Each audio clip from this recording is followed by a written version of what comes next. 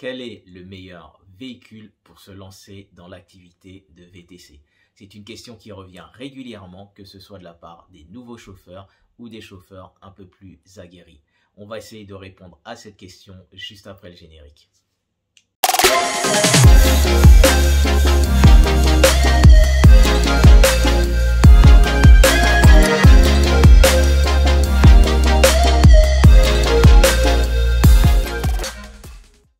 Salut la team, j'espère que vous allez bien. Bienvenue sur ma chaîne. Pour ceux qui ne me connaissent pas encore, je suis Kalala, chauffeur VTC sur Paris, mais également vendeur sur Amazon et investisseur en Afrique, spécifiquement au Congo. Sur ma chaîne, on va parler d'entrepreneuriat et d'opportunités d'affaires afin de devenir libre financièrement. Quel véhicule choisir pour se lancer dans l'activité de VTC?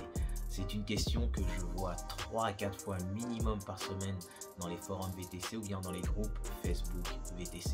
Cette question est tout à fait légitime, elle est voire même primordiale parce que du choix de votre véhicule, cela déterminera en partie votre réussite ou non dans l'activité de VTC. Avant de vous préconiser 3 véhicules pour que vous vous lanciez dans l'activité de VTC, on va évoquer différents sujets. Dans un premier temps, on va voir ce que dit la législation par rapport aux véhicules qui peuvent être utilisés pour l'activité de VTC. Concernant l'ancienneté du véhicule, et je me focaliserai spécifiquement là-dessus, l'ancienneté du véhicule doit être au maximum de 7 ans, excepté pour les véhicules de collection, pour les véhicules électriques et pour également les véhicules hybrides pour lesquels il n'y a pas de restriction en termes d'ancienneté. Effectivement, pour tout ce qui est les véhicules électriques et hybrides, si vous avez de la clientèle personnelle, cela peut être très intéressant, surtout pour rentabiliser votre véhicule. Ça signifie tout simplement une chose. Si vous avez un véhicule hybride qui date par exemple de 2002, de 2003 ou de 2004, même en 2022, vous pouvez l'utiliser pour transporter votre clientèle personnelle. Pourquoi j'insiste sur le fait de clientèle personnelle? Parce qu'il y a des restrictions également qui sont propres aux applications et c'est ce qu'on va aborder tout de suite, principalement avec l'application Uber qui est la plus connue. Pour les autres applications, je vous inviterai à vérifier vous-même quelles sont ces restrictions, mais on va aborder le cas de l'application Uber concernant ces restrictions. Concernant les restrictions sur la plateforme Uber, un point très important pour les véhicules diesel et hybrides diesel qui ne sont pas encore inscrits sur l'application. Depuis 2022, il n'est plus possible d'inscrire des véhicules diesel ou hybrides diesel sur l'application Uber. Pour les véhicules qui sont diesel et hybrides diesel déjà inscrits sur l'application Uber, il faut savoir que vous pouvez encore utiliser ce genre de véhicule sur la plateforme. Cependant, à compter du 1er janvier 2024, tous les véhicules diesel et hybrides diesel seront désactivés. Donc, n'oubliez pas cette information si vous êtes en train de passer l'examen ou si vous venez juste d'avoir votre véhicule, votre carte VTC. N'investissez surtout pas dans un véhicule diesel ou bien hybride diesel parce que vous ne pourrez pas vous inscrire sur Uber. Concernant les véhicules essence, il faut savoir qu'Uber n'applique pas de restrictions qui lui seraient propres. Donc grosso modo, si vous avez un véhicule essence qui a moins de 7 ans d'ancienneté, donc petite précision tout de même, il faut savoir que ces 7 années d'ancienneté donc sont juste à titre provisoire parce qu'habituellement c'est 6 ans, donc ça a été basculé à 7 ans du fait de la crise Covid qui a généré beaucoup de difficultés auprès des entrepreneurs, surtout auprès des VTC. Donc moi je vous invite plutôt à vous focaliser sur ce qu'on fait habituellement, donc c'est-à-dire une ancienneté de 6 ans pour le véhicule essence. Donc si vous avez un véhicule de moins de 6 ans, vous pouvez vous pouvez l'inscrire sur l'application. On va aborder le cas des véhicules électriques et des véhicules hybrides essence sur la plateforme Uber. Comme je vous l'avais indiqué précédemment, d'un point de vue de la législation, il n'y a pas de restriction en termes d'ancienneté pour les véhicules électriques et hybrides essence, ainsi que les véhicules de collection. Sur la plateforme Uber, donc il y a une restriction qui a été mise en place par Uber qui fait que votre véhicule électrique ou votre véhicule hybride essence doit avoir une ancienneté maximum de 12 ans pour pouvoir utiliser l'application. Voilà, donc cela étant dit, par rapport aux restrictions qu'il y a sur Uber, ça permet d'éliminer déjà un certain type de véhicules. Donc tous les véhicules diesel, vous pouvez zapper. Donc qu'est-ce qui reste comme choix de véhicule? Il vous reste donc les véhicules essence. Et je connais très peu de personnes qui roulent en tant que VTC avec un véhicule essence. Et après donc nous avons les véhicules hybrides et les véhicules électriques. Pour les véhicules électriques, il faut savoir qu'ils ont un coût qui reste quand même assez conséquent. Cependant, il y a possibilité avec différentes aides gouvernementales, régionales ou même de votre ville de réduire le coût donc d'un véhicule électrique à quelque chose de beaucoup plus raisonnable. D'ailleurs, vous avez Elmi Green VTC qui a fait une vidéo à ce sujet-là où il explique grosso modo avec toutes les aides qu'il y avait à l'époque, je dis bien à l'époque, vous pouviez avoir un véhicule électrique aux alentours des 15 000, 16 000 euros. Donc, il faudra revoir sa vidéo. Également, vous de votre côté, vous renseignez si certaines de ces aides sont toujours d'actualité, s'il y en a d'autres ou si d'autres vont être également mises en place. Bon, si on fait un petit point, qu'est-ce qu'on a dit? On a dit que les véhicules diesel et les véhicules diesel hybrides, on peut oublier. Les véhicules électriques, hormis donc les différentes aides gouvernementales qu'il est possible d'avoir, mais ça sera à vous de vérifier quelles sont les aides gouvernementales, régionales ou même de votre ville qu'il est possible d'avoir à l'heure actuelle concernant les véhicules électriques. Mais si on prend le prix de base d'un véhicule électrique, ça reste quand même très onéreux. Donc, on met de côté également. Concernant les véhicules essence tout court, je connais personne, je sais pas, peut-être vous, qui roule avec un véhicule essence pour faire l'activité de chauffeur VTC. Donc, on met les véhicules essence de côté également. Que nous reste-t-il donc finalement? Donc les véhicules hybrides essence. Maintenant qu'on sait qu'on va porter notre choix surtout sur un véhicule hybride essence, on va aborder le sujet du montant maximum que vous devriez investir dans l'achat de ce premier véhicule. De mon point de vue, vous ne devriez pas dépasser les 15 000 euros. Pourquoi ne pas dépasser les 15 000 euros? Parce que à ce montant-là, dans un premier temps, vous avez largement de quoi trouver de très bonnes occasions de véhicules hybrides. Dans un second temps, cela va vous permettre également autre chose. Si par exemple vous avez pris un financement chez l'ADI ou bien dans une banque, ça va vous permettre sur 3 ans de rembourser des échéances mensuelles de à peu près 420 euros. Ce qui clairement va vous permettre de travailler sereinement et de dormir plus tranquillement que certains qui ont investi à peu près 30 000 à 40 000 euros dans un véhicule pour se lancer dans l'activité de VTC. Parce que n'oubliez pas une chose très importante, vous vous lancez dans une nouvelle activité. Et au final, vous ne savez pas réellement si cette activité de VTC va vous plaire. Donc, il faut éviter à tout prix d'y laisser un maximum de plumes. Avec un véhicule hybride essence aux alentours de 15 000 euros, si vous constatez que d'ici 3-4 mois suite au début de votre activité, que cette dernière ne vous plaît pas, vous avez toujours la possibilité de pouvoir revendre ce véhicule sans y laisser trop de plumes. Je vais vous raconter une petite histoire pour étayer mon raisonnement. Il y a à peu près 2 ans, durant l'année 2020, j'ai pris un passager qui était chauffeur VTC également. À la base, il travaillait dans le bâtiment. Il touchait à peu près 2500 euros par mois, mais bon, il commençait à en avoir un peu marre d'être dans le bâtiment parce que c'est forcément un travail qui est très éreintant physiquement. Et un de ses potes qui est chauffeur VTC, je pense qu'on en a tous un comme ça, qui roulait en classe C, lui a dit qu'il se faisait 5 à 6 000 euros par mois en tant que chauffeur VTC. Je pense qu'il a dû oublier de lui préciser qu'il s'agissait de 5 à 6 000 euros de chiffre d'affaires et non de salaire ou bien de bénéfice. Ce qui s'est passé, c'est que le client a commencé sa formation, donc sa formation pour devenir chauffeur VTC. Il a passé l'examen VTC, il a eu sa carte et tout ça. Et au lieu de se renseigner un petit peu sur l'activité, parce qu'au final, il ne s'est pas renseigné sur l'activité, il a juste pris les informations au niveau de son pote. Donc, au lieu de se renseigner sur l'activité, pour être raisonnable dans le choix de son véhicule, qu'est-ce qu'il a fait? Il est parti à la banque, il a fait un crédit pour acheter un Mercedes classé à 32 000 €. Au moment donc où je le prenais, il avait arrêté de bosser, il continuait à rembourser les échéances de son crédit. Qu'est-ce qui s'est passé tout simplement? C'est qu'il a commencé l'activité peu avant donc l'arrivée du Covid. En plus, il est novice, donc concrètement, il ne faisait pas le même chiffre d'affaires qu'un chauffeur qui est plus aguerri, qui sait à quelle heure il faut travailler et vers où se positionner pour avoir des bonnes courses. Tout ça faisant que voilà, il a craqué. Il a craqué puisque au final, il s'est même rendu compte que cette activité n'était pas faite pour lui. Parce que le rapport avec aussi, il me disait, le rapport avec la clientèle qu'il faut gérer, il avait un peu de mal avec ça.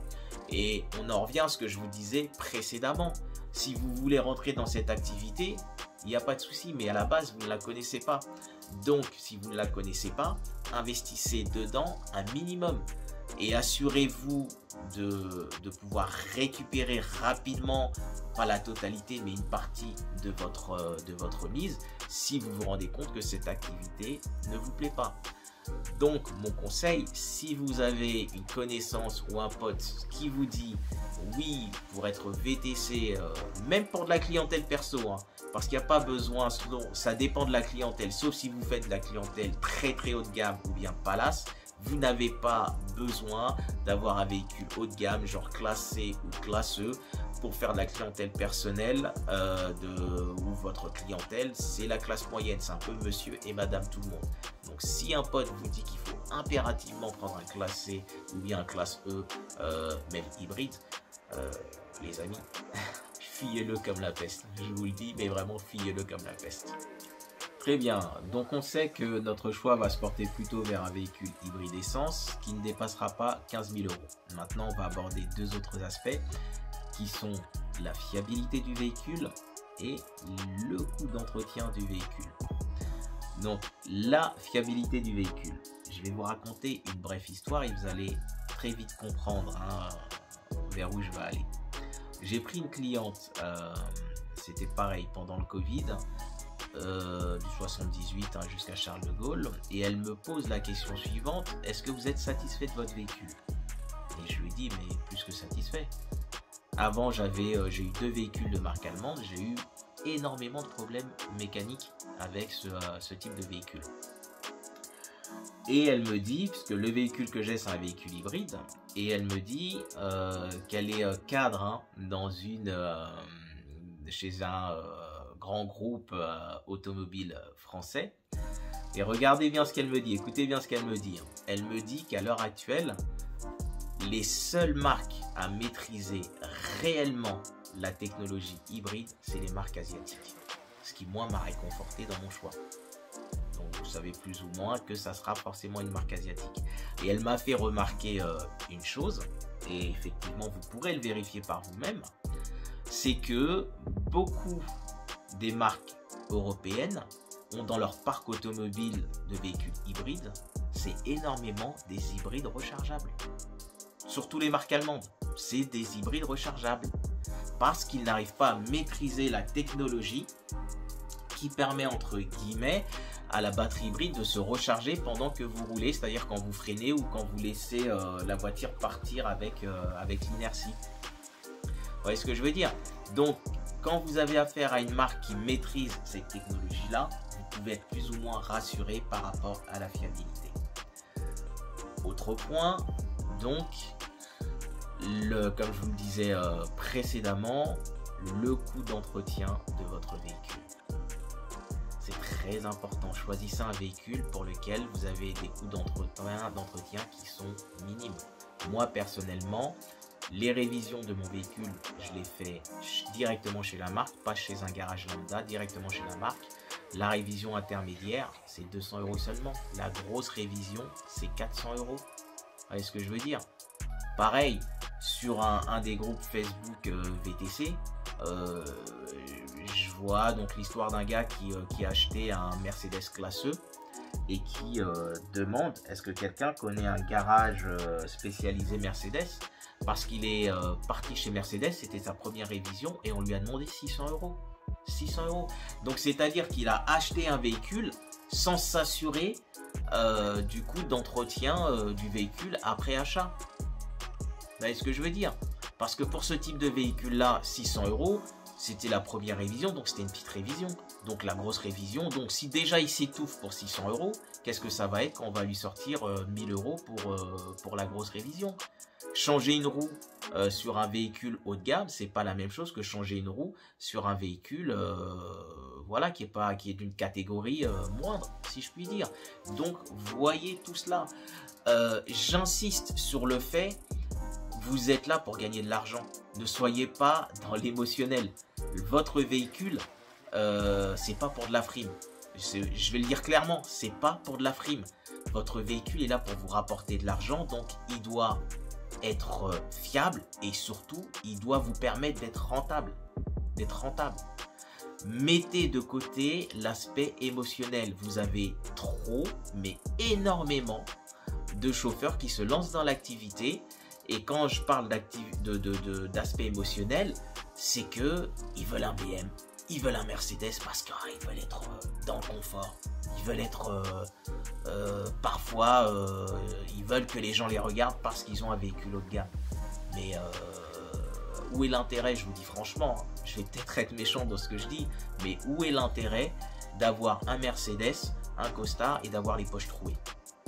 Expliquez-moi, franchement expliquez-moi. Vous n'êtes pas là pour faire travailler donc la banque qui vous a prêté les 40 000 € pour acheter le Mercedes classé. Vous n'êtes pas là pour faire travailler le garage Mercedes ou d'une autre marque pour qu'il s'engraisse en vous mettant des révisions à 1000 €. Il faut que vous soyez rentable. Et pour être rentable, il faut dans un premier temps sortir le moins d'argent possible. Ça, c'est indispensable. Bon, je ne vais pas vous faire attendre plus longtemps. Je vais vous donner mon top 3 des véhicules vers lesquels vous pouvez vous orienter, que je préconise pour vous lancer dans l'activité de VTC. Donc en numéro 3, j'ai nommé la Hyundai Ioniq hybride. Donc Hyundai, c'est une marque asiatique qui a fait ses preuves sur le marché concernant l'hybride. C'est de l'hybride tout court, ce n'est pas de l'hybride rechargeable. C'est un véhicule donc que vous pouvez trouver à moins de 15 000 €, qui est fiable, qui a en plus un coût d'entretien qui est plus que raisonnable, même si l'intérieur et le coffre pourraient être un peu mieux. Vous pouvez, de mon point de vue, et une fois de plus, ce n'est pas pour vous inciter à acheter ce véhicule, mais de mon point de vue, c'est un véhicule vers lequel vous pouvez lorgner pour vous lancer dans l'activité de VTC. Le choix numéro 2, c'est la Toyota Auris Break. Et oui, Toyota, bien évidemment, je pense que vous en doutiez un petit peu. C'est les numéros 1 de vente de voitures dans le monde. C'est eux qui maîtrisent le mieux la technologie hybride. D'ailleurs, c'est les premiers à avoir sorti des véhicules hybrides, si je ne me trompe pas. Donc c'est un moteur qui a fait déjà ses preuves, une technologie qui a fait ses preuves. Un véhicule, bon, on passera outre l'aspect esthétique, ça plaît ou ça plaît pas. Mais ce qui est intéressant, au contraire justement de la Hyundai Ioniq, c'est qu'il y a un coffre qui est plus ou moins conséquent et qui vous permet de ne pas être mis à défaut par les clients lorsque ces derniers viennent avec beaucoup de bagages. Et une fois de plus, c'est un véhicule à moins de 15 000 €, c'est un véhicule qui est fiable et c'est un véhicule qui a un coût d'entretien qui est très très faible. Et le choix numéro 1, je pense que tout le monde s'en doute, c'est la Toyota Prius ou bien la Toyota Prius Plus. Il suffit que vous regardiez les taxis et les VTC pour constater que c'est, je crois, le véhicule le plus répandu dans le transport de personnes, que ce soit en France ou à l'étranger. Vous pouvez voir que ce soit en Allemagne, aux États-Unis, mais également en Espagne, les Toyota Prius ou Toyota Prius Plus ont envahi le marché du transport de personnes. Véhicule de moins de 15 000 €, véhicule extrêmement fiable. C'est le véhicule que j'ai. Je vais vous donner un exemple.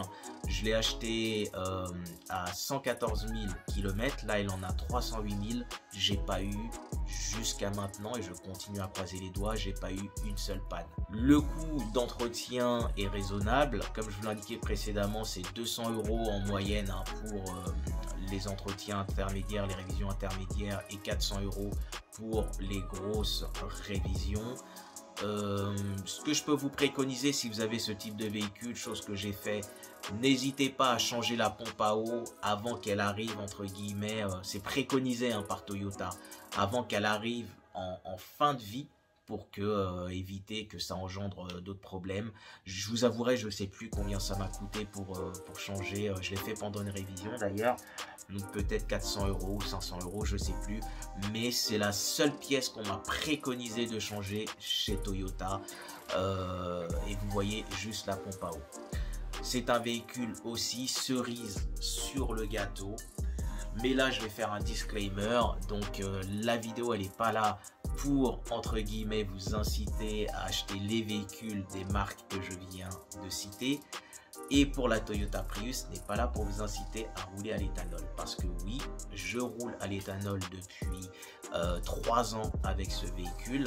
J'ai fait une vidéo justement à ce sujet pour vous faire un retour hein, de mon expérience de rouler à l'éthanol avec avec mon Toyota Prius, et cette cerise sur le gâteau fait que pour moi que c'est le meilleur véhicule, parce qu'en termes de rentabilité le véhicule est déjà payé depuis un certain temps. En plus je roule à l'éthanol. En termes de rentabilité, vous ne pouvez pas faire mieux. Ce véhicule, comme je vous l'ai dit, moins de 15 000 €, une fiabilité incroyable à toute épreuve, des coûts d'entretien plus que raisonnables. Et en plus, moi, je dis bien moi, je ne vous incite pas, je roule en 100% éthanol depuis 3 ans. Donc, je vous avouerai que quand je vais à la pompe à essence, je sifflote. Ok, bon, j'espère que la vidéo vous a plu. N'hésitez pas à me dire ce que vous en avez pensé. Mettez-moi dans les commentaires le véhicule que vous avez et faites-moi quand même un petit retour dans les commentaires. Ça sera bien, comme ça lorsque vous aurez d'autres personnes qui viendront sur la vidéo, ils pourront avoir vos avis et vos retours d'expérience sur le véhicule que vous utilisez pour l'activité de VTC. Dernière chose également, n'oubliez pas de liker la vidéo, de vous abonner et surtout d'appuyer sur la cloche de notification, parce que YouTube ne vous dira pas forcément, ne vous préviendra pas forcément que quand je sors une nouvelle vidéo. En général, c'est une fois par semaine. Bon, une fois de plus, comme je vous l'indique, j'espère que la vidéo vous aura plu. Pour ceux qui travaillent, donc force et courage. Et pour ceux qui ne travaillent pas, bon repos. Ciao les gars.